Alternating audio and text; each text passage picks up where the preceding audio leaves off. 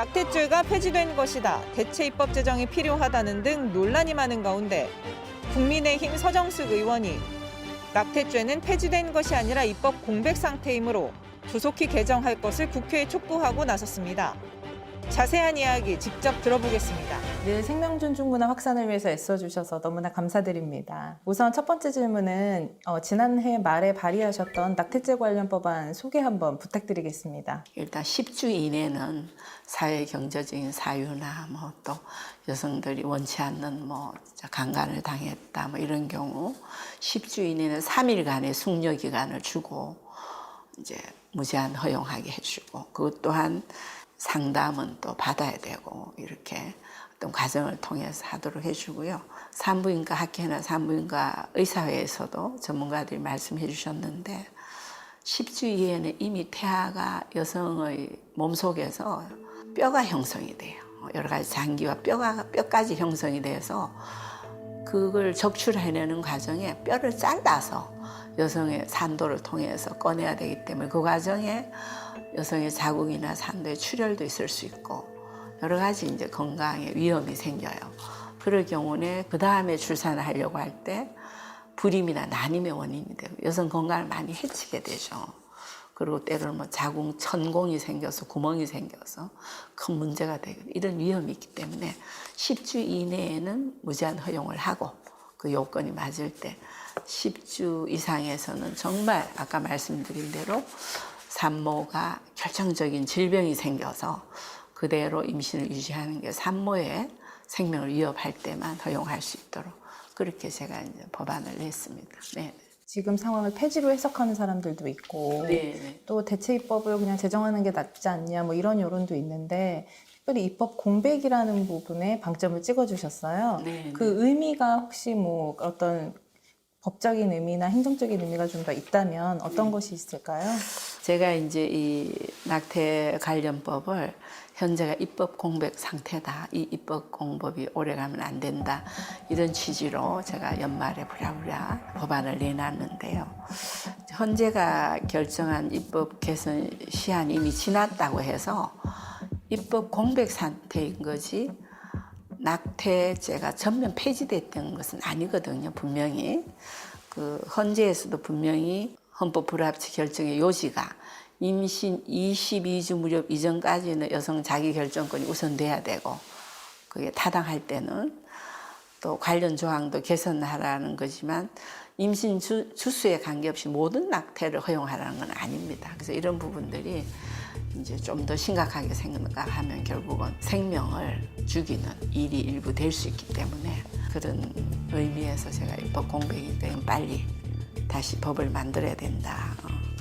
그런 사명으로 제가 이거를 하고 있습니다. 네. 입법 공백에 대해서 상당히 우려가 된다라고 발표를 해주셨는데 특별히 어떤 점이 가장 걱정이 되시는 부분이 있으시다면? 낙태 상담과 수술이 상당히 지금 좀 무분별하게 이렇게 이루어지고 있는 현장의 문제하고 이런 이제 입법 공백과 입법 혼란 상황을 틈타서 결국은 태아라는 수많은 생명들이 법적 보호 밖으로 이제 유기될 처지에 놓여있다는 부분. 낙태죄 근본적인 입법 취지는 태아의 생명 보호거든요. 그리고 여성의 건강권 보호, 여성의 자기 결정권 존중인데 이런 본질은 지금 뒤로 제껴놓고 오히려 그냥 낙태죄 전면 허용이라는 그들이 원하는 바겠죠.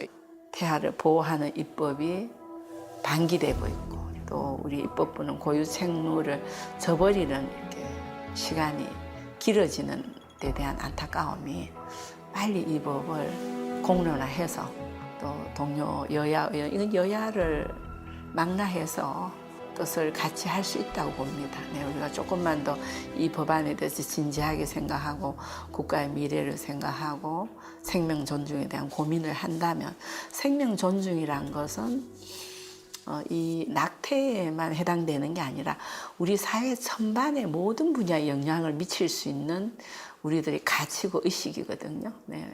그럼 마지막 질문 드리겠습니다. 의원님께서는 계속 주장해 오신 게 이제 여성의 자기결정권, 그리고 태아의 생명권, 여성의 건강권, 이것이 모두 중요하다, 소중하다라고 말씀을 늘 해오셨습니다. 그래서 그런 측면에서 우리 국민들하고 우리 의원님들께 한 말씀 해주셨으면 좋겠는데요. 또 지나친 아동학대로 사망하는 건수도 1년에 한 43명의 아동이 그런 일로 사망을 당하고 한 달에 거의 뭐 한 4명, 3.6명이니까 거의 4명 정도가 사망을 당하는 그 어리고 고통을 표현할 수 없는 애들, 이제 이런 부분들이 결국은 그 범람하는 낙태와 무관하지 않다는 생각이 듭니다. 태아의 생명권이 좀 존중되고 그 생명 경시 풍조를 최소화하는 법안과 우리 사회 분위기가 조성이 될 때 우리 사회가 좀 더 범죄도 최소화하고 밝은 사회가 되지 않을까 이런 생각을 해보고요. 최근에 겪은 정인이 사건 왜 저렇게까지 됐을까, 그죠?